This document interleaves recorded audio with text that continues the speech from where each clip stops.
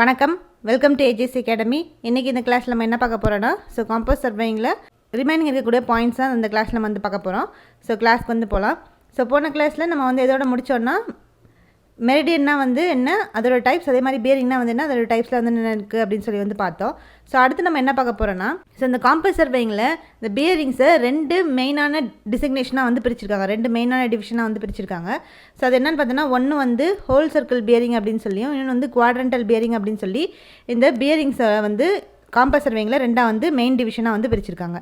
அப்போ whole circle bearing system அப்படின்றது என்னென்னு பார்த்தோன்னா, இந்த லைனில் வந்து பேரிங் வந்து எதுலேருந்து மெஷர் பண்ணுறாங்கன்னு பார்த்தோன்னா, இந்த மேக்னெட்டிக் நார்த்லேருந்து அப்படியே கிளாக் வைஸ் டைரக்ஷனில் வந்து மெஷர் பண்ணிகிட்டே வந்துடுவாங்க இந்த ஹோல் சர்க்கிள் பேரிங் சிஸ்டத்தில். இந்த ஹோல் சர்க்கிள் பேரிங் சிஸ்டத்தில் வந்து ரேஞ்ச் வேல்யூஸ் வந்து எவ்வளோ ரேஞ்சில் இருக்கும்னு பார்த்தோன்னா 0 to 360 டிகிரி அந்த ரேஞ்சில் வந்து ப்ரெசென்ட் ஆகிருக்கும். முன்னாடியே பார்த்து தான் ப்ரிஸ்மேட்டிக் காம்பஸில் வந்து எந்த பேரிங் வந்து நம்ம மெஷர் பண்ணுவோம்னு பார்த்தோன்னா, இந்த ஹோல் சர்க்கிள் பேரிங் தான் வந்து மெஷர் பண்ணுவோம் இந்த ப்ரிஸ்மேட்டிக் காம்பஸில். நெக்ஸ்ட் அடுத்த ரெண்டாவது சிஸ்டம் என்னென்னு பார்த்தோன்னா, குவாட்ரண்டல் பேரிங் சிஸ்டம். ஃபஸ்ட்டு பார்த்தது ஹோல் சர்க்கிள் பேரிங் சிஸ்டம், ரெண்டாவது வந்து இப்போ வந்து குவாட்ரண்டல் பேரிங் சிஸ்டம் வந்து பார்க்க போகிறோம். அந்த குவாட்ரண்டல் பேரிங் சிஸ்டத்தில் வந்து அதை எப்படி மெஷர் பண்ணுறாங்கன்னு பார்த்தோன்னா, இந்த லைனில் பேரிங் வந்து எப்படி மெஷர் பண்ணுறாங்கன்னா, இந்த சவுத் இல்லைனாட்டி நார்த் அது எது வந்து பக்கமாக இருக்கோ அதுலேருந்து ஈஸ்ட் சைட் டைரக்ஷனையும் வெஸ்ட் டைரக்ஷனையும் வந்து மெஷர் பண்ணுறாங்க இந்த லைனில். அப்போ நார்த் இல்லாட்டி சவுத்து இதில் ரெண்டுத்தில் ஏதாவது பக்கமாக இருந்துச்சுன்னா அதுலேருந்து ஈஸ்ட் டைரக்ஷன் இல்லாட்டி வெஸ்ட் டைரக்ஷன் வந்து மெஷர் பண்ணுறாங்க. அது மூலமாக அந்த லைனில் எவ்வளோ பேரிங் வந்து கிடச்சிருக்கு அப்படின்றத மெஷர் பண்ணக்கூடிய மெத்தட் தான் எதுன்னு பார்த்தோன்னா இந்த குவாட்ரண்டல் பேரிங் சிஸ்டம். இதில் வந்து ரெஃபரன்ஸ் மெரிடியனாக வந்து ரெண்டு வந்து இருக்கும். இந்த குவாட்ரண்டல் பேரிங் சிஸ்டத்தில் ரெஃபரன்ஸ் மெரிடியனாக ரெண்டு இருக்குது. ஒன்று வந்து நார்த் அண்ட் சவுத் ரெண்டுமே வந்துருக்கும். பட் ஆனால் இந்த ஹோல் சர்க்கிள் பேரிங்கில் வந்து பார்த்தோன்னா அந்த சிஸ்டத்தில் நார்த் மட்டும்தான் வந்து ரெஃபரன்ஸ் மெரிடியனாக வந்திருக்கும்.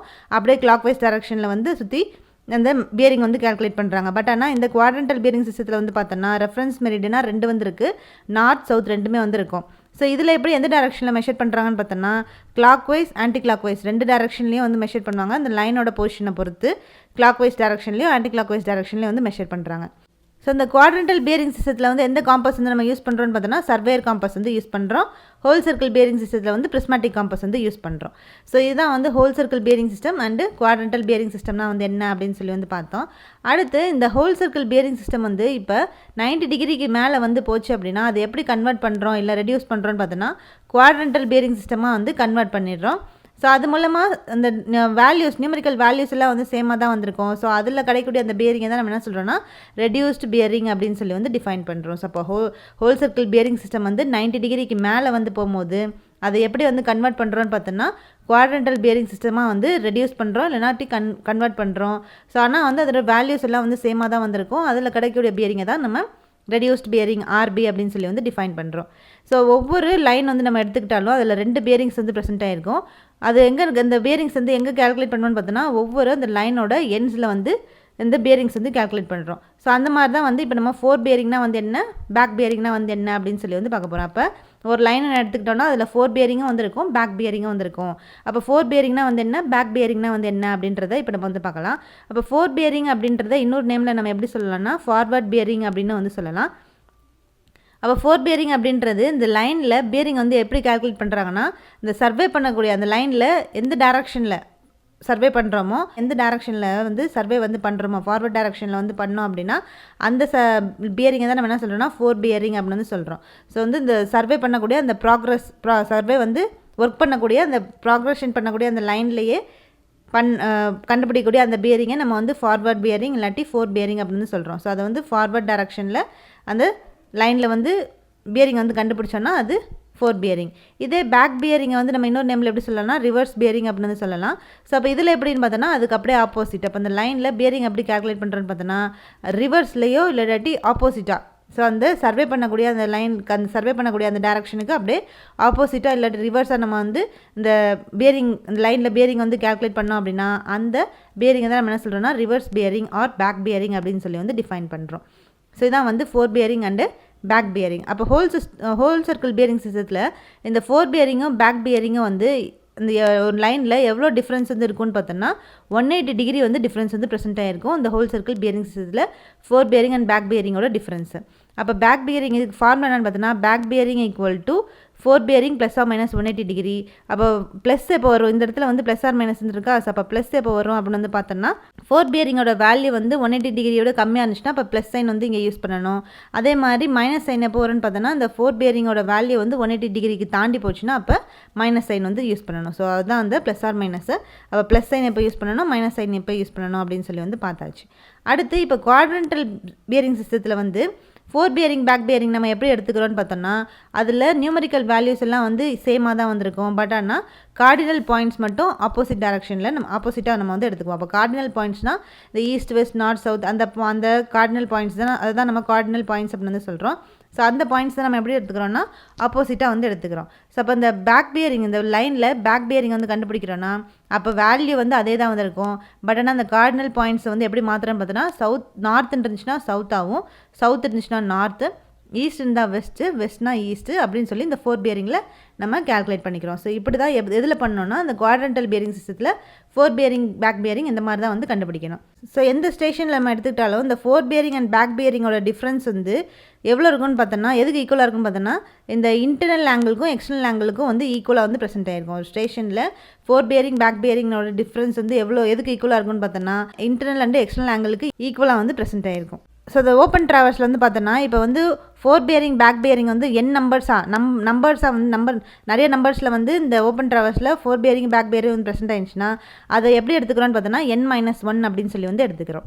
ஸோ இதுதான் வந்து ஃபோர் பியரிங் பேக் பியரிங். அதே மாதிரி இந்த சிஸ்டம் ரெண்டு முக்கியமான சிஸ்டம் வந்து இந்த காம்பஸ் சர்வேயிங்கில் நம்ம வந்து பண்ணுறோம் பியரிங் சிஸ்டம். ஸோ அது என்னென்னு பார்த்தோன்னா whole circle bearing system and quadrantal bearing system. So இதெல்லாம் நம்ம வந்து இப்போ பார்த்தாச்சு. அதுக்கடுத்து நம்ம என்ன பார்க்க போகிறோம்னா டிப்னா வந்து என்ன அப்படின்னு சொல்லி வந்து பார்க்க போகிறோம். ஸோ அப்போ டிப் அப்படின்றது என்னென்னா இப்போ பொதுவாக இந்த மேக்னெட்டிக் நீடில் வந்து எப்படி இருக்கும்னு பார்த்தோன்னா ஹரிசாண்டல் பொசிஷனில் தான் வந்து ப்ரெசென்ட் ஆகிருக்கும், ப்ராப்பராக வந்து பேலன்ஸ் ஆகிருக்கும். பொதுவாக மேக்னெட்டிக் நீடில் வந்து அந்த மாதிரி தான் வந்திருக்கும். எந்த ஒரு மேக்னெட்டிசேஷனும் அதாவது எர்த்தோட மேக்னெட்டிக் ஃபீல்டு எதுவும் வந்து அதை அஃபெக்ட் பண்ணாமல் இருக்கும் போது அந்த மேக்னெட்டிக் நீடில் வந்து எப்படி இருக்குன்னு பார்த்தோன்னா ஹரிசாண்டல் பொசிஷனில் கரெக்டாக வந்திருக்கும், ப்ராப்பராக வந்து பேலன்ஸ் ஆகிருக்கும். பட் இதே இப்போ வந்து ஏதாவது மேக்னெட்டைசேஷன் ஆயிடுச்சு அப்படின்னா எர்த் மேக்னெட்டிக் ஃபீல்டு வந்து அந்த மேக்னெட்டிக் நீடில் வந்து அஃபெக்ட் பண்ணிடுச்சு அப்படின்னா அப்போ அது எப்படி பொசிஷன் மாறுதுன்னு பார்த்தோன்னா ஸோ அப்போ அந்த மேக்னெட்டிக் நீடிலோட பொசிஷன் வந்து மாறிடுது. அது ஒரே இடத்துல நிற்காமல் அப்படியே வந்து அதோட பொசிஷன் வந்து சேஞ்ச் ஆகிட்டே வந்திருக்கு. இந்த மேக்னெட்டிக் ஃபீல்டோட இந்த எர்த்தோட மேக்னெட்டிக் ஃபீல்ட்னால அதோட பொசிஷன் வந்து சேஞ்ச் ஆகிட்டே வந்திருக்கு. ஸோ அதனால் என்ன நடக்குதுன்னா இந்த மேக்னெட்டிக் நீடிலோட ஒரு எண்டு வந்து டவுன்வர்டாக வந்து டிஃப்ளெக்ட் ஆக ஆரம்பிச்சிருது. அது எங்கன்னு பார்த்தோன்னா மேக்னெட்டிக் மேக்னெட்டிக் போல்ஸ் வந்து எங்கே இருக்கோ அந்த சைடில் அந்த டைரக்ஷனில் இந்த மேக்னெட்டிக் நீடிலோட ஒரு எண்டு வந்து டவுன்வர்ட்ஸாக வந்து டிஃப்ளெக்ட் ஆக ஆரம்பிச்சிடுது. அப்போ நார்தன் ஹெமஸ்பியரில் எப்படி நடக்குதுன்னு பார்த்தோன்னா அந்த நார்த் எண்டு, ஸோ அந்த நீடிலோட நார்த் எண்டு வந்து டவுன்வர்டாக வந்து டிஃப்ளெக்ட் ஆகுது. அதே மாதிரி சவுதர்ன் ஹெமஸ்பியரில் அந்த நீடிலோட சவுத் எண்டு வந்து எப்படின்னா டவுன்வர்டாக வந்து டிஃப்ளெக்ட் ஆகுது. ஸோ இந்த மாதிரி இந்த நீடில் வந்து ஹரிசாண்டல் பொசிஷனில் வந்து இல்லாமல் இந்த மாதிரி டவுன்வர்டாக டிஃப்ளெக்ட் ஆகக்கூடிய அதாவது இன்க்ளினேஷன் இல்லாட்டி டவுன்வர்டாக டிஃப்ளெக்ட் ஆகக்கூடிய அந்த டைம் தான் நம்ம என்ன சொல்கிறோன்னா டிப் இல்லாட்டி டிப் ஆஃப் த நீடில் அப்படின்னு சொல்லி வந்து டிஃபைன் பண்ணுறோம். இதுதான் வந்து டிப்பு. ஸோ அப்போ இந்த டிப் வந்து எப்போவுமே பார்த்தோன்னா யூனிஃபார்மாக வந்து இருக்காது. ஏன்னா வந்து அந்த மேக்னெட்டிக் ஃபீல்டை பொறுத்து சேஞ்ச் ஆகிட்டே வந்திருக்கும். அது எவ்வளோ ரேஞ்சில் அந்த டிப் வந்து எவ்வளோ ரேஞ்சில் இருக்குன்னு பார்த்தோன்னா 0 to 90 டிகிரி அந்த ரேஞ்சில் வந்து ப்ரெசென்ட் ஆகிருக்கும். அப்போ டிப் வந்து 0 டிகிரி எங்கே இருக்குன்னு பார்த்தோன்னா ஈக்குவேட்டரில் வந்து இருக்கும், 90 டிகிரி வந்து போல்ஸில் வந்து ப்ரெசென்ட் ஆகிருக்கும். அப்போ போல்ஸ் அப்படின்ற போது நார்த் போலில் வந்து 90 டிகிரி, அதே மாதிரி சவுத் போல்லையும் 90 டிகிரி வந்து ப்ரெசென்ட் ஆகிருக்கும். ஸோ அதான் வந்து அந்த போல்ஸில் 90 டிகிரி வந்துருக்கும். இதுதான் வந்து டிப்பு. எத்தனால தான் வந்து என்னென்னா அந்த மேக்னெட்டிக் ஃபீல்டு வந்து உருவாகுது. அந்த மேக்னெட்டிக் ஃபீல்டுனால மேக்னெட்டிக் லைன்ஸ் வந்து கிரியேட் ஆகுது. அந்த மேக்னெட்டிக் லைன்ஸ் வந்து எங்கே பேரலாக இருக்கும்னு பார்த்தோன்னா ஈக்குவேட்டருக்கு பக்கத்தில் வந்து இந்த மேக்னெட்டிக் லைன்ஸ் எல்லாம் வந்து பேரலாக வந்து ப்ரெசென்ட் ஆகிருக்கும். ஸோ இப்போ இந்த டிப்னால் அதாவது இந்த ஹரிசாண்டலாக இந்த மேக்னெட்டிக் நீடில் இருந்தால் தான் நம்ம வந்து ஆங்கிள் வந்து மெஷர் பண்ண முடியும். ஸோ இப்போ இந்த மாதிரி டவுன்வர்டாக டிஃப்ளெக்ட் ஆகிட்டு இருந்துச்சுன்னா அது நம்ம வந்து எரர் வந்து காட்டும். அதனால் நம்ம கரெக்டாக வந்து அந்த ஆங்கிளை மெஷர் பண்ண முடியாது. ஸோ அப்போ இந்த மாதிரி ஹரிசாண்டல் பொசிஷனை இந்த மேக்னெட்டிக் நீடில் வந்து சேஃபாக வந்து வச்சுக்கணும் அப்படின்றதுக்காக நம்ம என்ன பண்ணுறோன்னா அதை பேலன்ஸ் பண்ணுறோம். அந்த நீடில் வந்து பேலன்ஸ் பண்ணுறோம். எப்படி பேலன்ஸ் பண்ணுறோன்னா ஒரு பிராஸ் ஸ்லைடிங் வெயிட் இல்லைனா ரைடர் வந்து யூஸ் பண்ணுறோம். அதை பேலன்ஸ் பண்ணுறதுக்காக அந்த மேக்னெட்டிக் நீடில் பேலன்ஸ் பண்ணுறதுக்காக வந்து யூஸ் பண்ணுறோம். ஸோ அது எங்கே யூஸ் பண்ணுறோன்னு பார்த்தோன்னா அந்த நீடிலோட ஹையர் எண்டில் இந்த பிராஸ் ஸ்லைடிங் வெயிட் இல்லாட்டி ரைடர் வந்து யூஸ் பண்ணுறோம் பேலன்ஸ் பண்ணுறதுக்காக. ஸோ இப்படி பண்ணுறதுனால நம்மளுக்கு அந்த டிப் வந்து கிரியேட் ஆகாமல் வந்து இருக்கும். ஸோ இதான் வந்து டிப்னா வந்து என்ன அப்படின்னு சொல்லி வந்து பார்த்தோம். அடுத்து டிக்ளினேஷன்னா வந்து என்ன அப்படின்னு சொல்லி வந்து பார்க்க போகிறோம். ஸோ அப்போ டிக்ளினேஷன் அப்படின்றது என்னென்னு பார்த்தோம்னா ஸோ சில பிளேசஸில் வந்து பார்த்தோன்னா இந்த மேக்னெட்டிக் மெரிடியன் வந்து எதோட கோயின்சைட் ஆகாதுன்னா அந்த ட்ரூ மெரிடியனோட வந்து கோயின்சைட் ஆகாது. ஸோ அப்போ சில பிளேசஸில் இந்த மேக்னெட்டிக் மெரிடியன் வந்து ட்ரூ மெரிடியனோட கோயின்சைட் ஆகாதனால அங்கே என்ன நடக்குதுன்னு பார்த்தோன்னா இந்த மேக்னெட்டிக் மெரிடியனுக்கும் ட்ரூ மெரிடியனுக்கும் பார்த்தோன்னா ஒரு ஹரிசாண்டல் ஆங்கிள் வந்து கிரியேட் ஆகுது. ஸோ அந்த ஹரிசாண்டல் ஆங்கிளை தான் நம்ம என்ன சொல்கிறோன்னா மேக்னெட்டிக் டிக்ளினேஷன் ஆர் வெறும் டிக்ளினேஷன் அப்படின்னு சொல்லி வந்து டிஃபைன் பண்ணுறோம். ஸோ இப்போ மேக்னெட்டிக் டிக்ளினேஷன் அப்படின்றது என்னது, இந்த ட்ரூ மெரிடியனும் மேக்னெட்டிக் மெரிடியனும் ஒரு சில இடத்துல வந்து பார்த்தோன்னா கோயின்சைட் ஆகாமல் வந்திருக்கும். அப்படி கோயின்சைட் ஆகாமல் இருக்கக்கூடிய அங்கே தான் என்ன கிரியேட் ஆகுதுன்னா இந்த மேக்னெட்டிக் டிக்ளினேஷன் வந்து கிரியேட் ஆகுது. ஸோ இப்போ மேக்னெட்டிக் டிக்ளினேஷன் அப்படின்றது இந்த மேக்னெட்டிக் மெரிடியனுக்கும் ட்ரூ மெரிடியனுக்கும் உள்ள அந்த ஹரிசாண்டல் ஆங்கிள் தான் நம்ம என்ன சொல்கிறோம்னா மேக்னெட்டிக் டிக்ளினேஷன் ஆர் வெறும் டிக்ளினேஷன் அப்படின்னு சொல்லி வந்து டிஃபைன் பண்ணுறோம். ஸோ இப்போ இந்த மேக்னெட்டிக் டிக்ளினேஷன்லேயே வந்து பார்த்தீங்கன்னா 2 டைப்பாக வந்து டிவைட் பண்ணியிருக்காங்க. ஒன்று வந்து ஈஸ்ட் டிக்ளினேஷன் அப்படின்னு சொல்லியும், இன்னொன்று வந்து வெஸ்ட் டிக்ளினேஷன் அப்படின்னு சொல்லி, ஈஸ்டர்ன் டிக்ளினேஷன் இல்லாட்டி வெஸ்டர்ன் டிக்ளினேஷன் அப்படின்னு சொல்லலாம். ஸோ இந்த மாதிரி 2 டைப்பாக வந்து இந்த டிக்ளினேஷன் வந்து டிவைட் பண்ணியிருக்காங்க. அப்போ ஈஸ்டர்ன் டிக்ளினேஷன் அப்படின்றது என்னென்னு பார்த்தோம்னா, ஸோ அப்போ இந்த மேக்னெட்டிக் நீடில் வந்து அந்த டிஃப்ளெக்ட் ஆகிறது ஈஸ்ட் சைடில். ஸோ இந்த ட்ரூ மெரிடியனுக்கு ஈஸ்ட் சைடில் வந்து இந்த மேக்னெட்டிக் நீடில் வந்து டிஃப்ளெக்ட் ஆகி நின்றுச்சு அப்படின்னா, ஸோ அந்த டிக்ளினேஷன் நம்ம என்ன சொல்கிறோம்னா ஈஸ்டர்ன் டிக்ளினேஷன் அப்படின்னு சொல்கிறோம். இந்த ஈஸ்டர்ன் டிக்ளினேஷன் நம்ம இன்னொரு நேமில் எப்படி சொல்லலாம்னா பாசிட்டிவ் டிக்ளினேஷன் அப்படின்னு வந்து சொல்லலாம். Next western declination. So western declination அப்படின்றது இந்த மேக்னெட்டிக் நீடில் வந்து இப்போ ட்ரூ மெரிடியனுக்கு வெஸ்ட் சைடில் வந்து டிஃப்ளெக்ட் ஆகி நின்றுச்சு அப்படின்னா அப்போ அந்த டிக்ளினேஷன் நம்ம என்ன சொல்கிறோம்னா வெஸ்டர்ன் டிக்ளினேஷன் அப்படின்னு சொல்கிறோம். இந்த வெஸ்டர்ன் டிக்ளினேஷன் நம்ம இன்னொரு நேமில் எப்படி சொல்லலாம்னா நெகட்டிவ் டிக்ளினேஷன் அப்படின்னு சொல்லி டிஃபைன் பண்ணலாம். ஸோ இதான் வந்து 2 டிஃப்ரெண்ட் டைப்ஸ் ஆஃப் டிக்ளினேஷன். அதுக்கடுத்து ஐசோகோனிக் லைன்ஸ் அப்படின்னு சொல்லியும் அகோனிக் லைன்ஸ் அப்படின்னு சொல்லி 2 லைன்ஸ் வந்துருக்குது. ஸோ அது என்ன அப்படின்னு சொல்லி வந்து பார்க்கலாம். ஸோ அப்போ ஐசோகோனிக் லைன்ஸ் அப்படின்றது என்னென்னா இந்த லைன்ஸ் எல்லாம் வந்து சேம் டிக்ளினேஷன் இல்லாட்டி ஈக்குவல் டிக்ளினேஷனில் ஜாயின் ஆகக்கூடிய அந்த லைன்ஸ் தான் நம்ம என்ன சொல்கிறோன்னா ஐசோகோனிக் லைன்ஸ் அப்படின்னு வந்து சொல்கிறோம். அகோனிக் லைன்ஸ் அப்படின்றது இந்த லைன்ஸ் வந்து 0 டிக்ளினேஷனில் வந்து பாஸ் ஆகக்கூடிய அந்த லைனை தான் நம்ம என்ன சொல்கிறோம்னா அகோனிக் டிக்ளினேஷன் அப்படின்னு வந்து சொல்கிறோம். ஸோ இதான் வந்து ஐசோகோனிக் டிக்ளினேஷன், அகோனிக் டிக்ளினேஷன் அப்படின்றது. நெக்ஸ்ட்டு இந்த மேக்னெட்டிக் மெரிடியன் வந்து ஒவ்வொரு பிளேஸை பொறுத்தும் டைமை பொறுத்தும் வந்து வேரி ஆகிட்டே வந்திருக்கும். ஸோ அப்போ ட்ரூ பியரிங்க்கு ஃபார்ம் என்னன்னு பார்த்தோன்னா true bearing of line equal to magnetic bearing of line plus or minus declination. அப்போ வெறும் டிக்ளினேஷன் இல்லாட்டி மேக்னெட்டிக் டிக்ளினேஷன் அதான் வந்து ட்ரூ பியரிங்கோட ஃபார்முலா. ஸோ அப்போ பாசிட்டிவ் இங்கேயே வந்து ப்ளஸ் ஆர் மைனஸ்ன்னு இருக்குது. அப்போ ப்ளஸ் சைன் வந்து எப்போ போடுவோன்னு பார்த்தோன்னா இந்த டிக்ளினேஷன் வந்து ஈஸ்ட் சைடில் இருந்துச்சுன்னா அப்போ அது வந்து பாசிட்டிவ் சைன் வந்து யூஸ் பண்ணுறோம். நெகட்டிவ் சைன் எப்போ யூஸ் பண்ணோம்னு பார்த்தோன்னா டிக்ளினேஷன் வந்து வெஸ்ட் சைடில் இருக்கும் போது நெகட்டிவ் சைன் வந்து யூஸ் பண்ணுறோம். ஸோ இதான் வந்து ட்ரூ பியரிங் வந்து ஃபார்முலா. அதே மாதிரி மேக்னெட்டிக் பியரிங்க்கு ஃபார்முலான்னு பார்த்தோன்னா true bearing plus or minus declination. அப்போ பாசிட்டிவ் சைன் எப்போ யூஸ் பண்ணுறோன்னா டிக்ளினேஷன் வந்து வெஸ்ட் சைடில் இருக்கும்போது பாசிட்டிவ் சைனு, நெகட்டிவ் சைன் இப்போனா டிக்ளினேஷன் வந்து ஈஸ்ட் சைடில் இருக்கும்போது நெகட்டிவ் சைன் வந்து யூஸ் பண்ணுறோம். ஸோ ஒரு ஃபார்முலா பார்த்துக்கிட்டா வந்து போதும். இது சும்மா வந்து பார்த்துக்காங்க. அந்த மேக்னெட்டிக் பியரிங் ஆஃப் லைன் வந்து சும்மா வந்து பார்த்துட்டா போதும். ஆனால் இந்த முக்கியமாக வந்து இந்த ட்ரூ பியரிங்கோட ஃபார்முலா வந்து தெரிஞ்சிச்சுன்னா நம்ம மேக்னெட்டிக் பியரிங்கும் அந்த ஃபார்முலாலேருந்தே வந்து கால்குலேட் பண்ணிக்கலாம். ஸோ இந்த டிக்ளினேஷன் வந்து பார்த்தோன்னா எப்போவுமே கான்ஸ்டண்ட்டாகவே வந்து இருக்காது. அது ஒவ்வொரு டைமை பொறுத்தும் பிளேஸை பொறுத்தும் வந்து சேஞ்ச் ஆகிட்டே வந்திருக்கும் இந்த டிக்ளினேஷன். ஸோ அந்த டிக்ளினேஷன் வந்து பார்த்தோன்னா டிஃப்ரெண்ட் வேரியேஷன்ஸாக வந்து டிவைட் பண்ணியிருக்காங்க. அது என்னென்ன அப்படின்றது தான் இப்போ நம்ம வந்து பார்க்க போகிறோம். அப்போ வேரியேஷன்ஸ் ஆஃப் டிக்ளினேஷன். ஸோ அதில் ஃபஸ்ட்டு ரெகுலர் வேரியேஷன். இந்த ரெகுலர் வேரியேஷன் வந்து அதில் டிஃப்ரெண்ட் டைப்ஸ்லாம் வந்துருக்கு. அது என்னென்ன அப்படின்றத வந்து பார்க்கலாம். ஸோ இந்த ரெகுலர் வேரியேஷனில் ஃபஸ்ட்டு வேரியேஷன் பார்த்தோன்னா secular variation. So secular variation அப்படின்றது இதில் மேக்னெட்டிக் மெரிடியன் வந்து எப்படி ஸ்விங் ஆகும்னு பார்த்தோன்னா பெண்டுலம் மாதிரி வந்து ஆடிட்டே வந்திருக்கும் இந்த மேக்னெட்டிக் மெரிடியனு. ஸோ அது ஒரே டைரக்ஷனில் லாங் பீரியடுக்கு அதே மாதிரி ஸ்விங் ஆகிட்டே வந்திருக்கும். ஸோ அப்புறம் கொஞ்சம் கொஞ்சமாக கிராஜுவலாக வந்து ரெஸ்ட்டுக்கு வந்துட்டு திருப்பி அப்படியே ஆப்போசிட் டைரக்ஷனில் வந்து ஸ்விங் ஆக ஆரம்பிச்சிடும். ஸோ இந்த மாதிரி நடக்கக்கூடிய அந்த வேரியேஷனை தான் என்ன சொல்கிறோன்னா செக்குலர் வேரியேஷன் அப்படின்னு வந்து சொல்கிறோம். நெக்ஸ்ட்டு வந்து ஆனுவல் வேரியேஷன். ஆனுவல் வேரியேஷன் அப்படின்றது இந்த வேரியேஷன் வந்து எப்போ நடக்குதுன்னு பார்த்தோன்னா 1 இயர் பீரியட் வரைக்கும் வந்து நடக்கும். ஸோ இதில் எவ்வளோ அமௌண்ட் ஆஃப் வேரியேஷன் வந்து சில பிளேசஸில் வந்து கிடைக்குதுன்னு பார்த்தோன்னா 0 to plus or minus 12 minutes வரைக்கும் சில வேரியேஷன்ஸ் வந்து இந்த ஆனுவல் வேரியேஷனில் வந்து நம்மளுக்கு கிடைக்கிது. ஸோ இந்த ஆனுவல் வேரியேஷன் வந்து கான்ஸ்டண்ட்டாக வந்து இருக்காது, வேரி ஆகிட்டே வந்து இருக்கும் இந்த ஆனுவல் வேரியேஷன். நெக்ஸ்ட் வந்து டியூர்னல் வேரியேஷன். டியூர்னல் வேரியேஷனை நம்ம இன்னொரு நேமில் எப்படி சொல்லலாம்னா டெய்லி வேரியேஷன் அப்படின்னு வந்து சொல்லலாம். ஸோ இந்த டியூர்னல் வேரியேஷன் அப்படின்றது எப்படி இருக்குன்னு பார்த்தோம்னா அந்த நீடில் வந்து ஒரு நாள் ஃபுல்லாக ஆசிலேட் ஆகிட்டே வந்திருக்கும். ஸோ அந்த வேரியேஷன் நம்ம என்ன சொல்லணும்னா டியூர்னல் வேரியேஷன் அப்படின்னு சொல்கிறோம். ஸோ இதில் எவ்வளோ அமௌண்ட் ஆஃப் டெய்லி வேரியேஷன் வந்து வேரி ஆகும்னு பார்த்தோன்னா 1 மினிட்லேருந்து 12 மினிட் வரைக்கும் வந்து வேரி ஆகும். அடுத்து வந்து irregular variation. So irregular variation அப்படின்றது இது எதனால் அக்கர் ஆகுதுன்னு பார்த்தோன்னா மேக்னெட்டிக் ஸ்ட்ரோம்ஸு, எர்த்குவாக்கு, வல்கனிக் எரப்ஷன், ஸோ இந்த மாதிரியான ஆக்டிவிட்டீஸ்னால வந்து என்ன வேரியேஷன் வந்து கிரியேட் ஆகுதுன்னு பார்த்தோன்னா இர்ரெகுலர் வேரியேஷன் வந்து கிரியேட் ஆகுது. ஸோ அது எவ்வளோ அமௌண்ட் வந்து வேரியேஷன் வந்து இருக்குன்னு பார்த்தோன்னா 1 டிகிரி ஆர் 2 டிகிரி வரைக்கும் வந்து ப்ரெசென்ட் ஆகிருக்கும். ஸோ இந்த இர்ரெகுலர் வேரியேஷன் பார்த்தோன்னா எந்த டைம் வேணால் வந்து அக்கர் ஆகலாம். அதை வந்து ப்ரிடிக்ட் பண்ணவே முடியாது இந்த வேரியேஷனை. ஸோ இதான் வந்து என்னன்னா different variations with different types of variations இந்த மேக்னெட்டிக் டிக்ளைனேஷனால் இந்த மாதிரியான வேரியேஷன்ஸ் வந்து ப்ரெசென்ட் ஆகிருக்கும். ஸோ இப்போ நம்ம வந்து டிப்னா வந்து என்ன, டிக்ளைனேஷனாக வந்து என்ன அப்படின்னு சொல்லி வேரியேஷன்ஸ், அந்த டிக்ளைனேஷனில் க்ரியேட் ஆகக்கூடிய வேரியேஷன்ஸ்லாம் வந்து என்னென்ன அப்படின்னு சொல்லி வந்து பார்த்தாச்சு. அடுத்து நம்ம என்ன பார்க்க போகிறோம்னா லோக்கல் அட்ராக்ஷனாக வந்து என்ன அப்படின்னு சொல்லி வந்து பார்க்க போகிறோம். ஸோ லோக்கல் அட்ராக்ஷன் அப்படின்றது என்னென்னு பார்த்தோம்னா இப்போ ஒரு பிளேஸில் வந்து இந்த மேக்னெட்டிக் நீடில் வந்து என்ன காட்டும் அப்படின்னு சொல்லி பார்த்தோம்னா மேக்னெட்டிக் மெரிடியனை வந்து காட்டுறது மேக்னெட்டிக் நீடில் மூலமாக தான் அந்த மேக்னெட்டிக் மெரிடியன் வந்து காட்டும்.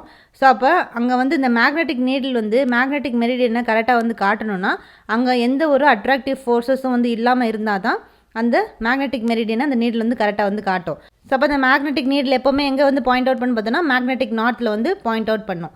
சப்போஸ் இப்போ வந்து அந்த மேக்னெட்டிக் நீடில் வந்து இந்த மேக்னெட்டிக் நார்த்தை வந்து காட்டலை, மேக்னெட்டிக் மெரிடியன் வந்து காட்டலை அப்படின்னா அப்போ அந்த இடத்துல என்ன இருக்குன்னு பார்த்தோன்னா ஏதோ ஒரு எக்ஸ்டர்னல் அட்ராக்டிவ் ஃபோர்ஸஸ் வந்து அந்த பிளேஸில் வந்து ப்ரெசென்ட் ஆயிருக்கு அப்படின்னு சொல்லி வந்து அர்த்தம். அப்போ என்ன மாதிரியான எக்ஸ்டர்னல் அட்ராக்டிவ் ஃபோர்ஸஸ்லாம் வந்து ப்ரெசென்ட் ஆயிருக்கும் அப்படின்னு சொல்லி பார்த்தோன்னா மேக்னெட்டிக் ராக் இருக்கலாம், அயன் ஓர் இருக்கும், steel structures, rails, electric cables, இந்த எலக்ட்ரிக் கரண்ட் கேரி பண்ணக்கூடிய iron pipes, iron lamp post. So இதெல்லாமே வந்து இந்த எக்ஸ்டர்னல் அட்ராக்டிவ் ஃபோர்ஸு, இந்த எக்ஸ்டர்னலான அட்ராக்டிவ் ஃபோர்ஸ்னால தான் எது வந்து அட்ராக்ட் ஆகுதுன்னு பார்த்தோன்னா இந்த மேக்னெட்டிக் நீடில் வந்து இந்த மேக்னெட்டிக் நார்த்தை வந்து கரெக்டாக வந்து காட்டாமல் அட்ராக்ட் ஆகிட்டே வந்திருக்கும். ஸோ அதுதான் வந்து என்ன பண்ணுதுன்னு பார்த்தோன்னா இந்த லோக்கல் அட்ராக்ஷன் வந்து உருவாக்குது. ஸோ இந்த எக்ஸ்டர்னல் அட்ராக்டிவ் ஃபோர்ஸ்னால தான் நம்ம என்ன வந்து கண்டுபிடிக்க முடியலன்னு பார்த்தோன்னா இந்த மேக்னெட்டிக் மெரிடியன், அதாவது இந்த மேக்னெட்டிக் நார்த் ஆர் மேக்னெட்டிக் மெரிடியனை நம்ம வந்து கரெக்டான பொசிஷனில் கண்டுபிடிக்க முடியல. ஸோ இந்த மாதிரி இந்த டிஸ்டர்பிங் ஃபோர்ஸ் தான் நம்ம என்ன சொல்கிறோன்னா லோக்கல் அட்ராக்ஷன் அப்படின்னு சொல்லி வந்து டிஃபைன் பண்ணுறோம். ஸோ காம்பஸ் சர்வேலே ரொம்ப காமனான எரர் வந்து எதுன்னு பார்த்தோன்னா இந்த லோக்கல் அட்ராக்ஷன் தான். ஸோ இதான் வந்து லோக்கல் அட்ராக்ஷன். அப்போ இந்த லோக்கல் அட்ராக்ஷனை வந்து எப்படி வந்து கண்டுபிடிக்கலாம் அப்படின்னு சொல்லி வந்து பார்த்தோம்னா நம்ம கண்டுபிடிச்சிருக்கக்கூடிய அந்த வேல்யூஸில் இந்த லோக்கல் அட்ராக்ஷன் வந்து நடந்திருக்கா இல்லையா அப்படின்றத கண்டுபிடிக்கிறதுக்கு சில டிடெக்ஷன் வந்து மெத்தட் வந்து வச்சுருக்காங்க. ஸோ அது என்ன அப்படின்றதான் வந்து பார்க்க போகிறோம். அப்போ இந்த லோக்கல் அட்ராக்ஷன் வந்து இந்த பர்டிகுலர் பிளேஸில் வந்து இருக்கா இல்லையா அப்படின்றத எப்படி டிடெக்ட் பண்ணுறோன்னு பார்த்தோன்னா அந்த பிளேஸில் ஃபோர் பியரிங் பேக் பியரிங் நம்ம வந்து ஒவ்வொரு லைனுக்கும் கண்டுபிடிக்கிறோம். இப்போ டிஃப்ரென்ஸ் வந்து இந்த கண்டுபிடிச்ச டிஃப்ரென்ஸ் வந்து எக்ஸாக்டாக 180 டிகிரியில் வந்து இருந்துச்சுன்னா அங்கே எந்த ஒரு லோக்கல் அட்ராக்ஷனும் வந்து இந்த 2 ஸ்டேஷன்லேயும் வந்து இல்லை அப்படின்னு சொல்லி வந்து அர்த்தம். அதாவது ஃபோர் பியரிங் ஸ்டேஷன்லேயும் பேக் பியரிங் ஸ்டேஷன்லேயும் எந்த ஒரு லோக்கல் அட்ராக்ஷனும் வந்து இல்லை அப்படின்னு சொல்லி வந்து அர்த்தம். எப்போன்னு பார்த்தோன்னா அந்த டிஃப்ரென்ஸ் வந்து கேல்குலேட் பண்ண அந்த டிஃப்ரென்ஸ் வந்து 180 டிகிரிக்குள்ளே இருந்துச்சுன்னா, எக்ஸாக்டாக 180 டிகிரியில் வந்து இருந்துச்சுன்னா அங்கே லோக்கல் அட்ராக்ஷன் வந்து இந்த ஸ்டேஷனில் வந்து இல்லை அப்படின்னு சொல்லி வந்து அர்த்தம். அதனால் அப்படி இல்லாதப்ப அங்கே எந்த ஒரு இன்ஸ்ட்ருமெண்டல் எரரும் அப்சர்வேஷனல் எரரும் நம்ம வந்து கொடுக்க தேவையில்ல. ஸோ அது எல்லாத்தையும் நம்ம வந்து எலிமினேட் பண்ணிடலாம். ஸோ அப்போ அந்த ஃபோர் பியரிங் பேக் பியரிங் அந்த லைனோட டிஃப்ரென்ஸ் வந்து 180 டிகிரிக்கு ஈக்குவலாக வந்து இல்லை அப்படின்னா அங்கே இந்த லோக்கல் அட்ராக்ஷன் வந்து இந்த ஸ்டேஷனில் வந்து ஏதாவது ஒரு ஸ்டேஷன்லையோ இல்லை 2 ஸ்டேஷன்லேயோ வந்து ப்ரெசென்ட் ஆயிருக்கு அப்படின்னு சொல்லி வந்து அர்த்தம். ஸோ ஈக்குவலாக இருக்கும் போது அங்கே லோக்கல் அட்ராக்ஷன் வந்து கிடையாது. ஈக்குவலாக இல்லைனா 180 டிகிரிக்கு ஈக்குவலாக இல்லைனா அங்கே லோக்கல் அட்ராக்ஷன் வந்து ஏதாவது ஒரு ஸ்டேஷனில் ப்ரெசென்ட் ஆயிருக்கு அப்படின்னு சொல்லி வந்து அர்த்தம். ஏதாவது ஒரு ஸ்டேஷனில் கூட இந்த லோக்கல் அட்ராக்ஷன் வந்து ப்ரெசென்ட் ஆயிடுச்சு அப்படின்னா ஸோ அப்போ அந்த ஸ்டேஷனில் கேல்குலேட் பண்ணால் எல்லா பியரிங்ஸும் வந்து இன்கரெக்ட் வேல்யூ தான் வந்து கொடுக்கும். அதனால அந்த பியரிங்ஸ் நம்ம கண்டுபிடிச்ச பியரிங் வேல்யூ எல்லாமே வந்து இன்கரெக்டாக வந்துருக்கும். ஸோ அப்போ அந்த அமௌண்ட் ஆஃப் எரர் வந்து பார்த்தோன்னா எல்லா பியரிங்ஸையும் ஈக்குவலாக தான் வந்து ப்ரெசென்ட் ஆகிருக்கும். ஸோ எரர் வந்து எல்லா பியரிங்ஸ்லையும் ஈக்குவலாக வந்து ப்ரெசென்ட் ஆகிருக்கும். இது எப்போன்னு பார்த்தோன்னா இந்த லோக்கல் அட்ராக்ஷன் வந்து ப்ரெசென்ட் ஆயிடுச்சு அப்படின்னா இந்த மாதிரியான எஃபெக்ட்ஸ் வந்து கிரியேட் ஆகுது. ஸோ அப்போ இந்த மாதிரி லோக்கல் அட்ராக்ஷன் வந்து ப்ரெசென்ட் ஆயிருக்கா இல்லையா அப்படின்றத இந்த மாதிரி வந்து கண்டுபிடிச்சிக்கிறோம், டிடெக்ட் பண்ணிக்கிறோம். ஸோ இப்போ இந்த கண்டுபிடிச்ச அந்த லோக்கல் அட்ராக்ஷனை எப்படி எலிமினேட் பண்ணுறது அப்படின்றத இப்போ நம்ம வந்து பார்க்க போகிறோம். அப்போ எப்படி வந்து எலிமினேட் பண்ணுறோம் அப்படின்னு வந்து பார்த்தோன்னா 2 மெத்தடில் இந்த லோக்கல் அட்ராக்ஷனை நம்ம வந்து எலிமினேட் பண்ணுறோம். ஸோ அப்போ ஃபஸ்ட் மெத்தடில் வந்து என்ன சொல்கிறாங்க அப்படின்னு வந்து பார்த்தோன்னா ஸோ எந்தெந்த ஸ்டேஷன்லலாம் வந்து இந்த லோக்கல் அட்ராக்ஷனால் வந்து அஃபெக்ட் ஆகிருக்கோ அந்த எவ்வளோ அமௌண்ட் ஆஃப் எரர் வந்துருக்கு, அதே மாதிரி எந்த டேரக்ஷனில் இந்த எரர் வந்துருக்கு அப்படின்றத எல்லாத்தையும் வந்து கேல்குலேட் பண்ணிடுறோம். ஒவ்வொரு எந்த ஸ்டேஷன்லாம் இந்த லோக்கல் அட்ராக்ஷனில் அஃபெக்ட் ஆகிருக்கோ அதில் அந்த ஸ்டேஷனில் இருக்கக்கூடிய அந்த ஸ்டேஷனில் எவ்வளோ அமௌண்ட் ஆஃப் எரர் வந்து அக்கர் ஆகிருக்கு, அதே மாதிரி எவ்வளோ எந்த டேரக்ஷனில் எரர் வந்து அக்கர் ஆகிருக்குன்றது எல்லாத்தையும் வந்து கேல்குலேட் பண்ணிக்கிறோம். அதுக்கப்புறம் இப்போ இந்த அப்சர்வ் பண்ண பியரிங்ஸ் வேல்யூ வந்து நம்ம வந்து கண்டுபிடிச்சிருப்போம். ஒவ்வொரு ஸ்டேஷனுக்கும் அப்சர்வ்டு பியரிங் வேல்யூ நம்ம வந்து நோட் பண்ணி வச்சுருப்போம், முன்னாடியே கேல்குலேட் பண்ணி வச்சுருப்போம். அந்த அப்சர்வ்டு பியரிங் வேல்யூ வந்து இப்போ ஹோல் சர்க்கிள் பியரிங் சிஸ்டத்தில் நம்ம வந்து கண்டுபிடிச்சிருந்தோம் அப்படின்னா இந்த மாதிரி இப்போ நம்ம பார்க்கக்கூடிய இந்த ரூல்ஸ் தான் நம்ம வந்து ஃபாலோ பண்ணி அந்த கரெக்ஷன் வந்து பண்ணணும். அது எப்படி சொல்கிறாங்கன்னு பார்த்தோன்னா இப்போ ஹோல் சர்க்கிள் பியரிங் சிஸ்டம் வந்து அப்சர்வ்டு பியரிங் வந்து ஹோல் சர்க்கிள் பியரிங் சிஸ்டத்தில் வந்து ஃபாலோ பண்ணியிருந்தோம்னா இப்போ சொல்லக்கூடிய ப்ரொசீஜர் வந்து ஃபாலோ பண்ணணும். இப்போ ஏதாவது ஒரு ஸ்டேஷனில் இந்த அப்சர்வ்டு பியரிங் ஸோ கண்டுபிடிச்சிருக்கக்கூடிய அப்சர்வ்டு பியரிங் வேல்யூ வந்து அந்த லைனோட அப்சர்வ் பியரிங் வேல்யூ வந்து மோர் தென் அந்த கரெக்ட் வேல்யூவோட ஸோ அந்த கரெக்ட் வேல்யூவோட அந்த கண்டுபிடிச்ச அந்த லைனு கண்டுபிடிச்ச அப்சர்வ்டு பியரிங் வேல்யூ வந்து அதிகமாக இருந்துச்சுன்னா அப்போ அந்த ஸ்டேஷனில் எரர் வந்து எப்போ இருக்குன்னு பார்த்தோன்னா பாசிட்டிவாக வந்திருக்கும்.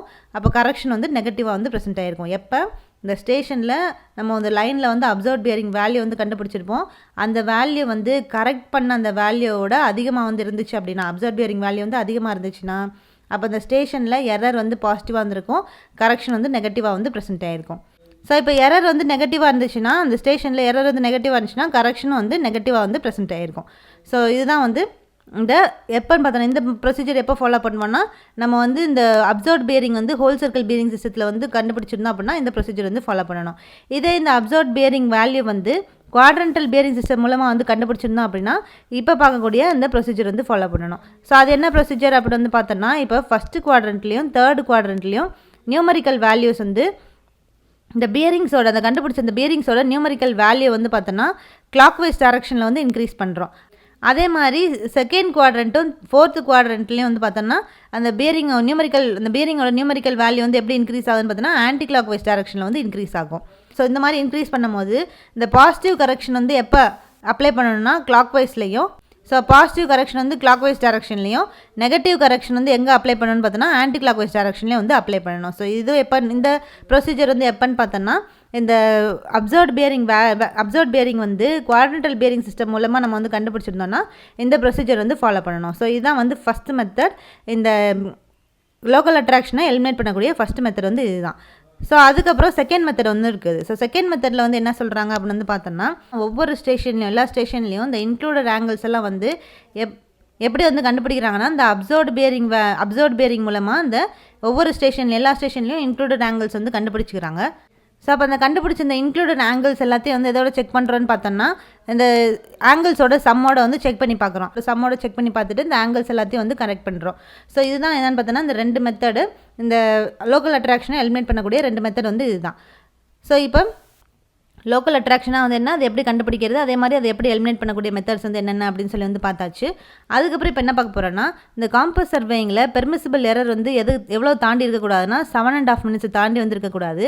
இப்போ சில சமயம் இந்த மேக்னெட்டிக் சேஞ்சஸ்னால இந்த மேக்னெட்டிக் சேஞ்சஸ்னாலையும் இந்த டிக்ளரேஷனோட வேரியேஷனால் இந்த எரர் வந்து இந்த பெர்மிசிபிள் எரர் வந்து எது தாண்டி இருக்கக்கூடாதுன்னா 10 minutes தாண்டி வந்து இருக்கக்கூடாது. ஸோ மேக்ஸிமம் பெர்மிசிபிள் லிமிட் வந்து இந்த காம்பஸ் சர்வேயிங்கில் எவ்வளோ இருக்கணும்னா 7.5 minutes தான் வந்து இருக்கணும். பட் ஆனால் இந்த மேக்னெட்டிக் சேஞ்சஸ் அண்ட் டிக்ளரேஷனோட வேரியேஷனால் அது எது வரைக்கும் வந்துருக்கலாம்னா 10 minutes வந்து வரைக்கும் இருக்கலாம். பட் ஆனால் அதுக்கு மேலே வந்து இருக்கக்கூடாது. ஸோ நெக்ஸ்ட்டு இந்த காம்பஸ் சர்வேயிங்கில் என்ன மாதிரியான எரர்ஸ்லாம் வந்து ப்ரெசென்ட் ஆயிருக்கு அப்படின்றத இப்போ நம்ம வந்து பார்க்க போகிறோம். ஸோ காம்பஸ் சர்வேயிங்னால க்ரியேட் ஆகக்கூடிய அந்த இன்ஸ்ட்ருமெண்ட்னால க்ரியேட் ஆகக்கூடிய எரர்ஸ்லாம் வந்து என்ன அப்படின்றத 3 டைப்பாக வந்து பிரிச்சிருக்காங்க. ஒன்று வந்து இன்ஸ்ட்ருமெண்டல் எரர் அப்படின்னும், செகண்ட் ஒன் வந்து error due to manipulation and sighting அப்படின்னு சொல்லி, தேர்ட் வந்து errors due to external influence அப்படின்னு சொல்லி 3 விதமாக வந்து இந்த காம்பஸ் சர்வேயிங் நம்ம யூஸ் பண்ணும்போது அந்த இன்ஸ்ட்ருமெண்ட்னால க்ரியேட் ஆகக்கூடிய எரர்ஸை 3 டைப்ஸாக வந்து டிவைட் பண்ணியிருக்காங்க. ஸோ அதில் ஃபஸ்ட்டு நம்ம என்ன எரர் வந்து பார்க்க போகிறோம்னா இன்ஸ்ட்ருமெண்டல் எரர் பற்றி தான் வந்து பார்க்க போகிறோம். அப்போ இன்ஸ்ட்ருமெண்டல் எரரில் என்னெல்லாம் வந்து இருக்குது அப்படின்னு வந்து பார்த்தோம்னா அந்த நீடில் வந்து ஸ்ட்ரைட்டாக வந்து இல்லாமல் இருக்கிறது ஃபஸ்ட்டு ஒரு இன்ஸ்ட்ருமெண்டல் எரர். செகண்ட் வந்து பார்த்தோன்னா பிவோட் வந்து பெண்ட் ஆகிறது. தேர்ட் வந்து பார்த்தோன்னா அந்த நீடில் வந்து அதில் வந்து மேக்னட்டிசியம் வந்து அந்த மேக்னெட்டிக் பவர் வந்து லாஸ் ஆகிடுறது. அடுத்து பார்த்தோன்னா இந்த பிவோட் பாயிண்ட் வந்து பிளண்ட்டாக வந்து இருக்கிறது. நெக்ஸ்ட்டு இந்த நீடில் இந்த டிப் ஆக்ஷனால், ஸோ வந்து இந்த நீடில் வந்து டிப் ஆகிறதுனால அந்த மேக்னெட்டிக் நீடில் வந்து ஒன்று ஹரிசாண்டல் டைரக்ஷன்லையோ இல்லை எந்த ஒரு ஃப்ரீயான டைரக்ஷன்லையோ வந்து மூவ் ஆகாமல் டிப்னால் வந்து இந்த மாதிரி ஏதாவது ஒரு டைரக்ஷனில் மூவ் ஆகிட்டே வந்திருக்கும். அது வந்து ஒரு இன்ஸ்ட்ருமெண்டல் எரர். நெக்ஸ்ட் வந்து இந்த லைன் ஆஃப் சைட் வந்து வெர்டிக்கலாக வந்து இல்லாமல் வந்துருக்கிறது. அதுக்கப்புறம் வெர்டிக்கல் ஹேர் வந்து ரொம்ப திக்காவோ இல்லை லூஸாவோ வந்துருக்கிறது. நெக்ஸ்ட் லைன் ஆஃப் சைட் வந்து எதில் வந்து பாஸ் ஆகாதுன்னு பார்த்தோன்னா இந்த கிராஜுவேட்டட் சர்க்கிளோட சென்டரில் வந்து இந்த லைன் ஆஃப் சைட் வந்து பாஸ் ஆகாமல் இருக்கிறது. ஸோ இந்த எல்லாமே வந்து எந்த எரர் கீழே வரும்னு பார்த்தோன்னா இன்ஸ்ட்ருமெண்டல் எரர் கீழே தான் வந்து இந்த எரர்ஸ் எல்லாம் வந்து வரும். அடுத்து செகண்ட் டைப் ஆஃப் எரர் என்னன்னு பார்த்தோன்னா errors due to manipulation and sighting. So இந்த மேனிப்புலேஷன் அண்ட் சைட்டிங்னால என்ன மாதிரியான எரர்ஸ்லாம் வந்து இருக்குன்னு பார்த்தோன்னா இந்த காம்பஸில் வந்து சென்ட்ரிங் வந்து இன்னக்யூரேட்டாக வந்து பண்ணுறது, அதுக்கப்புறம் ரீடிங் வந்து கேர்லெஸ்ஸாக வந்து நோட் பண்ணுறது, பைசெக்ட் பண்ணுறது, ரேஞ்சிங் பண்ணுறது எல்லாம் வந்து இம்ப்ராப்பராக வந்து கண்டக்ட் பண்ணுறது, அதுக்கப்புறம் லெவலிங் வந்து இன்னக்யூரேட்டாக வந்து பண்ணுறது. ஸோ இது எல்லாமே வந்து எது கீழே வரும்னு பார்த்தோன்னா இந்த மேனிப்புலேஷன் சைட்டிங் எரர்ஸை வந்து கீழே இதெல்லாம் வந்து வரும். அதுக்கடுத்து மூணாவது எரர்னு பார்த்தோன்னா errors due to external influence. So external இன்ஃப்ளூயன்ஸ்னால கிரியேட் ஆகக்கூடிய எரர்ஸ்லாம் என்னென்னு பார்த்தோன்னா ஃபஸ்ட்டு இந்த டிக்ளினேஷனில் வேரியேஷன் வந்து க்ரியேட் ஆகிறது ஃபஸ்ட்டு எரர். அதுக்கடுத்து local attraction, magnetic changes, irregular வேரியேஷன்ஸான இந்த மேக்னெட்டிக் ஸ்டார்ம், எர்த்குவேக் இதனாலலாம் வந்து க்ரியேட் ஆகிறது எல்லாமே வந்து பார்த்தோன்னா இந்த எக்ஸ்டர்னல் இன்ஃப்ளூயன்ஸு கீழே வந்து வரும். ஸோ இது எல்லாமே வந்து errors due to external influences. So இதான் வந்து 3 டைப் ஆஃப் எரர்ஸ். அந்த 3 டைப் ஆஃப் எரர்ஸ் கீழே என்னென்ன டைப்ஸ் ஆஃப் எரர்ஸ் வந்து ப்ரெசென்ட் ஆயிருக்கு அப்படின்னு சொல்லி வந்து பார்த்தோம். இப்போ அடுத்து நம்ம என்ன பார்க்க போகிறோம்னா, இந்த காம்பஸ் வந்து டெஸ்ட் பண்ணி அதை எப்படிலாம் வந்து அட்ஜஸ்ட் பண்ணலாம் அப்படின்னு சொல்லி இப்போ நம்ம வந்து பார்க்க போகிறோம். ஸோ காம்பஸில் வந்து பார்த்தோன்னா இந்த நீடில் வந்து எப்போவுமே லெவல்டாக வந்துருக்கணும், ஹரிசாண்டலாக வந்து ப்ரெசென்ட் ஆகிருக்கணும். சப்போஸ் இப்போ வந்து இந்த நீடில் வந்து லெவல்டாக இல்லாமல் அந்த இந்த நீடில் வந்து ஹரிசாண்டலாக வந்து இல்லாமல் இருந்துச்சுன்னா அப்போ நம்ம என்ன யூஸ் பண்ணலான்னா ரைடர் வந்து இந்த நீடிலோட ஹையர் எண்டில் ரைடர்ஸ் வந்து யூஸ் பண்ணலாம். ஸோ அப்படி யூஸ் பண்ணும்போது அந்த நீடில் மேக்னெட்டிக் நீடில் வந்து ஹரிசாண்டலாக வந்து ப்ரெசென்ட் ஆகிருக்கும். அதே மாதிரி நம்ம யூஸ் பண்ணக்கூடிய இந்த மேக்னெட்டிக் நீடில் ரொம்ப சென்சிட்டிவாக வந்துருக்கணும். ஸோ மேக்னெட்டிக் மெரிடியன் டைரக்ஷனில் மட்டும்தான் வந்து இந்த மேக்னெட்டிக் நீடில் வந்து காட்டணுமே தவிர மற்ற எந்த ஒரு டைரக்ஷனையும் அது வந்து காட்டக்கூடாது. ஸோ இப்போ இந்த நீடில் வந்து ஸ்லக்கிஷாக வந்து இருந்துச்சு அப்படின்னா, சும்மா வந்து ஷேக் ஆகிட்டே வந்து இருந்துச்சு அப்படின்னா அப்போ ஏதாவது ஒரு பொசிஷனில் அந்த ரீடிங் வந்து நோட் பண்ணு. அது அந்த நீடில் வந்து ஏதாவது ஒரு டைரக்ஷன் வந்து ரெஸ்ட் ஆகும். அப்படி ரெஸ்ட் ஆகும் போது அந்த ரீடிங்கை வந்து நம்ம அந்த எந்த பொசிஷனில் வேணால் ரீடிங் வந்து காட்டும். ஸோ அந்த ரீடிங்கை வந்து நம்ம நோட் பண்ணிக்கலாம். எப்போன்னு பார்த்தோன்னா அந்த நீடில் வந்து ஸ்லக்கிஷாக வந்து இருக்கும் போது. அதுக்கப்புறம் நம்ம என்ன பண்ணணும்னா அந்த ரீடிங் வந்து எடுத்துகிட்டு அந்த நீடில் இந்த மேக்னெட்டிக் நீடில் எது பக்கத்தில் கொண்டு வரணும், அந்த ஒரு ஸ்டீல் பீஸ் பக்கத்துலையோ இல்லை பஞ்ச் ஆஃப் கீஸ் பக்கத்தில் வந்து கொண்டு வந்துட்டு அதை வந்து ரெஸ்ட்டில் வந்து கொண்டு வந்து வச்சிடறோம். அப்புறம் திருப்பி வந்து ரெஸ்ட்டில் வந்து கொண்டு வந்து வச்சுட்டு திருப்பி வந்து அது ரீடிங் வந்து நோட் பண்ணி பார்க்குறோம். கரெக்டாக வந்து அந்த மேக்னெட்டிக் நாட் வந்து வருதா அப்படின்னு சொல்லி அந்த ரீடிங் வந்து நோட் பண்ணி பார்க்குறோம். ஸோ அப்போ அந்த ரீடிங் வந்து கரெக்டாக அந்த ரீடிங் வந்து பார்த்தோன்னா மேக்னெட்டிக் நாட் வந்து கரெக்டாக வந்து காட்டுச்சுன்னா அங்கே எந்த ஒரு ஃப்ரிக்ஷனும் வந்து இல்லை அப்படின்னு சொல்லி வந்து அர்த்தம் அந்த பிவோட்டில். அதே மாதிரி நீடில் வந்து ஸ்லக்கிஷாக வந்து இல்லை அப்படின்னு சொல்லி வந்து அர்த்தம். ஸோ அப்போ அந்த ரீடிங் மேக்னெட்டிக் நீடில் காட்டின அந்த ரீடிங் வந்து சேமாக வந்து இல்லை அப்படின்னா அப்போ அந்த பிவோட் பாயிண்ட்டை வந்து நம்ம என்ன பண்ணணும்னா ஷார்ப் பண்ணணும். எது மூலமாக ஷார்ப் பண்ணுறோன்னா ஃபைனான ஆயில் ஸ்டோன் வச்சு அந்த பிவோட் பாயிண்ட்டை நல்லா வந்து ஷார்ப் பண்ணுறோம். அதே மாதிரி இந்த நீடில் வந்து பார்த்தோன்னா இந்த பார் மேக்னெட்டை வச்சு திருப்பி மேக்னடைசேஷன் வந்து பண்ணுறோம். ஸோ இது எப்போன்னு பார்த்தோன்னா இந்த நீடில் வந்து ஸ்லக்கிஷாக வந்துருந்துச்சுன்னா இந்த மாதிரியான ப்ரொசீஜர் வந்து கண்டக்ட் பண்ணுறோம். ஸோ அதுக்கப்புறம் இந்த சைட் வந்து ஆப்போசிட்டாக வந்து ஃபிக்ஸ் ஆகிருக்கா அப்படின்றத வந்து செக் பண்ணுறோம். அப்போ எப்படி வந்து செக் பண்ணுறோம் அப்படின்னு பார்த்தோன்னா இந்த ஃபைனான கிராஸ் ஹேரை வந்து அந்த சைட்டுக்கு நடுவில் வந்து காட்டுறோம். ஸோ அந்த சைட் அப்படின்றது இந்த object van and I van இருக்குல்ல, ஸோ அதான் அந்த 2 வேனும் வந்து ஆப்போசிட்டில் வந்து இருக்கணும். ஸோ அப்போ அந்த சைட் வந்து கிளியராக வந்து விசிபிளாக இருக்கா அப்படின்றத எப்படி நம்ம தெரிஞ்சுக்கிறோன்னு பார்த்தோன்னா இந்த ஃபைன் ஹேரை வந்து இந்த சைட்டுக்கு முன்னாடி வந்து காட்டுறோம். அப்படி காட்டும் போது அது வந்து எப்படி எதில் வந்து பாஸ் ஆகணும்னு பார்த்தோன்னா இந்த நார்த் சவுத் டைரக்ஷனில் வந்து பாஸ் ஆகணும். ஸோ அது மூலமாக அந்த சைட் வந்து கிளியராக இருக்கா இல்லையா அப்படின்றத நம்ம வந்து தெரிஞ்சிக்க முடியும். அதுக்கப்புறம் இப்போ ஏதாவது வந்து எக்ஸ்டர்னல் இன்ஃப்ளூயன்ஸ்னால இந்த அதாவது எக்ஸ்டர்னல் இன்ஃப்ளூயன்ஸ்னால இந்த எரர் வந்து க்ரியேட் ஆகிருக்கா அப்படின்றத எப்படி வந்து கண்டுபிடிக்கிறோம் அப்படின்னு பார்த்தோன்னா சில சமயம் கேர்லெஸ்ஸாக நம்ம வந்து ஒர்க் பண்ணுறதுனால எக்ஸ்டர்னல் இன்ஃப்ளூயன்ஸ் வந்து க்ரியேட் ஆகும். ஸோ அந்த எக்ஸ்டர்னல் இன்ஃப்ளூயன்ஸ்னால நிறைய எரர்ஸ் வந்து டிடெக்ட் ஆகும். ஸோ அது எப்படி நம்ம கண்டுபிடிக்கிறோன்னா இந்த 4 bearing பேக் பியரிங் இந்த லைனில் வந்து 4 bearing பேக் பியரிங் வந்து கண்டுபிடிச்சி அதோட டிஃப்ரென்ஸ் வந்து எக்ஸாக்டாக 180 டிகிரியில் வந்து இருக்கணும். ஸோ அப்படி 180 டிகிரியில் வந்து இருந்துச்சுன்னா அந்த ஒர்க் வந்து கரெக்டுன்னு சொல்லி வந்து அர்த்தம். இதே மாதிரி அங்கே எந்த ஒரு எக்ஸ்டர்னல் இன்ஃப்ளூயன்ஸும் வந்து ஆக்ட் ஆகலை, அந்த எரர் எதுவும் ஆக்ட் ஆகலை அப்படின்னு சொல்லி வந்து அர்த்தம். சப்போஸ் ஏதாவது இந்த 180 டிகிரிக்கு 180 டிகிரிக்கு வந்து ஈக்குவலாக இல்லாமல் இருந்துச்சு அப்படின்னா அந்த டிஃப்ரென்ஸ் வந்து ஈக்குவலாக இல்லாமல் இருந்துச்சுன்னா அப்போ அந்த ஒர்க் வந்து இன்கரெக்டாக இருந்திருக்கு, அங்கே ஏதோ எக்ஸ்டர்னல் இன்ஃப்ளூயன்ஸ் எரர் வந்து க்ரியேட் ஆகிருக்கு அப்படின்னு சொல்லி வந்து அர்த்தம். ஸோ இது மூலமாக இந்த எக்ஸ்டர்னல் இன்ஃப்ளூயன்ஸ் எரர் வந்து க்ரியேட் ஆகிருக்கா இல்லையா அப்படின்றத வந்து தெரிஞ்சிக்க முடியும். ஸோ இதுதான் வந்து இந்த மெத்தட்ஸ்லாம் எப்போ ஃபாலோ பண்ணுவோன்னா இந்த காம்பஸ் வந்து கரெக்டாக இருக்கா இல்லையா அப்படின்றத ஒவ்வொரு பார்ட்ஸும் கரெக்டாக இருக்கா இல்லையா அப்படின்றது செக் பண்ணி நம்ம வந்து அட்ஜஸ்ட் பண்ணக்கூடிய மெத்தட்ஸ் வந்து இதுதான் வந்து இந்த 200+ பாயிண்ட்ஸு. ஸோ இந்த காம்பஸ் சர்வேயிங்கில் இருக்கக்கூடிய இந்த பாயிண்ட்ஸை நீங்கள் மட்டும் வந்து படிச்சுக்கிட்டாலே வந்து போதும். கண்டிப்பாக இதுலேருந்து தான் நிறையா ரிப்பீட்டட் கொஷின்ஸ் வந்து கேட்டே வந்து இருப்பாங்க. ஸோ அதனால் இந்த பாயிண்ட்ஸ் எல்லாத்தையும் நல்லா வந்து ப்ரிப்பேர் பண்ணிக்கோங்க. ஸோ இதோட பிடிஎஃப்பும் நான் வந்து டிஸ்கிரிப்ஷனில் வந்து கொடுத்துட்றேன். ஸோ அதையும் நீங்கள் வந்து யூஸ் பண்ணி படிச்சுக்கோங்க. ஸோ நெக்ஸ்ட் கிளாஸில் நம்ம அடுத்த டாப்பிக்கோடு உங்களை வந்து பார்க்கலாம். தேங்க்யூ.